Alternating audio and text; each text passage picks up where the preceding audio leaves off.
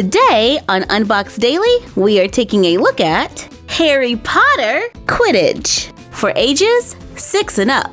We found these at our local Walmart for about $20, but I looked online and we saw them listed for prices around $25 and higher. We have Harry Potter and Draco Malfoy. Yes! A new character! On the back of the box, you can see a picture of Harry and Draco. The fierce rivalry between Harry Potter and Draco Malfoy is further intensified when they face off as seekers for the Gryffindor and Slytherin Quidditch teams. Both are eager to be victorious as their teams compete for the highly sought-after Quidditch Cup. The crowd goes wild. Let's get these out of the box for a closer look.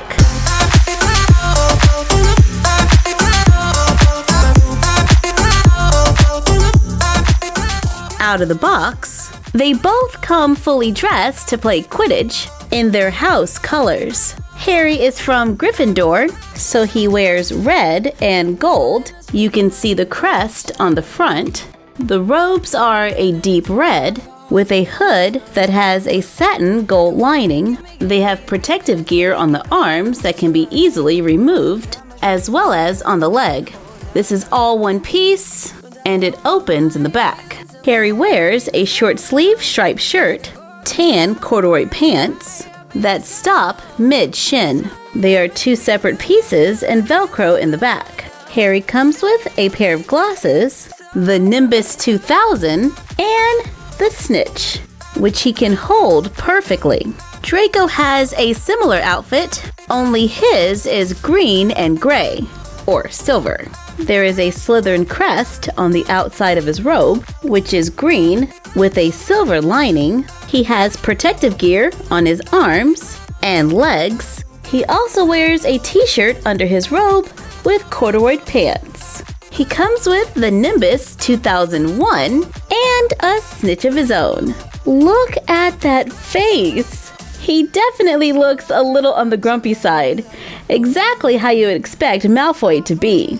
They stand a little over 10 inches tall, are fully articulated with movement at the head, shoulder, elbow, wrist, hip, and knee, and have sculpted hair. You can place them on their broomsticks to make it look like they're in the middle of a game, and it's pretty easy to balance them to stand. I really like all of the detail, and I just can't get over Draco's face. These two look ready to play, so let's make them a field, or at least a piece of one. Craft time! We are going to use the back of the doll's boxes to make mini rooms. We start by carefully pulling the box apart. Remove the plastic. On one side, cover it with scrapbook paper. I chose this paper mainly for the top. I wanted a sky with a tree line in the background.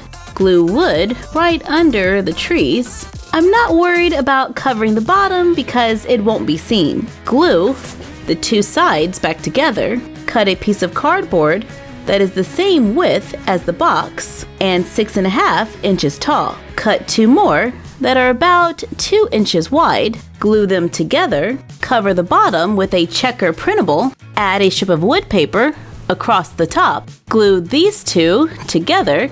Cut another piece of cardboard that is the same width as the background. Glue on a grass print scrapbook paper. Glue the box on top. Add a thin strip of white paper for a mini scene. Take another Harry Potter doll and carefully repaint the stripes. Then place it on the doll. Put the doll in the box. So Draco has a few classmates in the stands. Repeat to make the other team to make our mini field a tiny bit bigger. Even though I don't have Hufflepuff or Ravenclaw, it'll be really cool to add those to the sides and make our play area even larger. I love that they added Draco Malfoy and hope to see more characters in the future. Thank you for joining us while we took a look at the Harry Potter Quidditch dolls. and made a few mini rooms. Oh, and don't forget, calendars are a great place to find backgrounds. Just had to throw that in there because I'm about to change the background.